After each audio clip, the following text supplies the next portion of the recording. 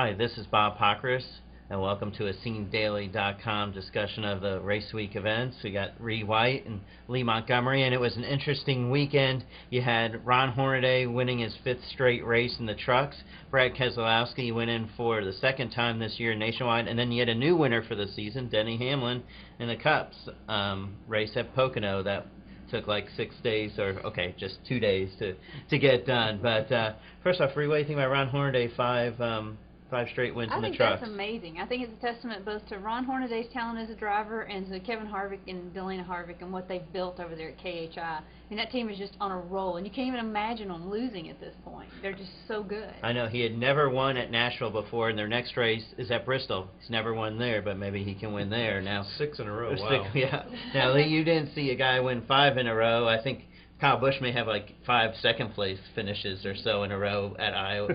And he's got 9 consecutive races of finishing first or second, which ties a series record held by Jack Ingram back in the day. But yeah, Keselowski winning the race was a big deal to him, because he beat Kyle Busch, and it was actually kind of funny that a reporter asked Brad after the race, said, "Hey, did you notice the fans cheering, and why were they cheering for you so much?" He's like, "Because I beat Kyle Busch." So that's, and so that was a good laugh for all of us. But it was a big deal, big inaugural race at Iowa, and good for Brad to win there. The great thing about watching Brad Keselowski versus Kyle Busch is that Kyle drives so hard all the time, and Brad kind of works his way up and doesn't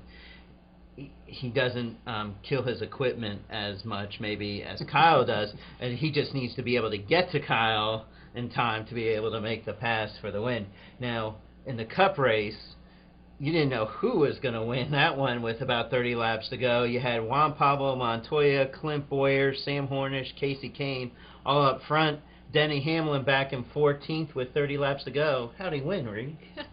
It was an amazing race. The thing about Pocono is it showed the double file restart rule and how that has completely changed the way races are ending these days, especially when there were a lot of late cautions and things started stacking up. And on those double file restarts, they were just crazy. It looked like a Bristol or a Martinsville, and all the cars were dinged up and banged up and beaten up at the end of the race. It was uncanny that Pocono was being raced that way.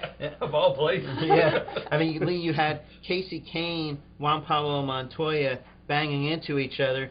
Either one of them could have seen their chase chances really dashed if something bad had happened during that last stretch. Yeah, I guess it was kind of a big deal that Casey went up and apologized to Juan Pablo after the race, and I think they both knew what was at stake, and maybe that shows just a little bit how important these races are and how much these guys really want to win, even though fans always say that sometimes the racing's not too exciting. Well, we proved otherwise Sunday, I think. Yeah, and I think the other thing that this whole weekend proved, because the double file restarts also in Nationwide really diced that thing up, is they're not using it in trucks. And I think everybody in trucks is glad, because they've tore up so much equipment in Nationwide. They nearly tore up a ton of equipment in Cup, and the trucks just can't afford to tear up that much equipment. And they're having some pretty good racing as it is, even if Ron Hornaday is winning every time. So, well, we thank you for joining us this week, and please join us again next week when we'll wrap up the action at Watkins Glen.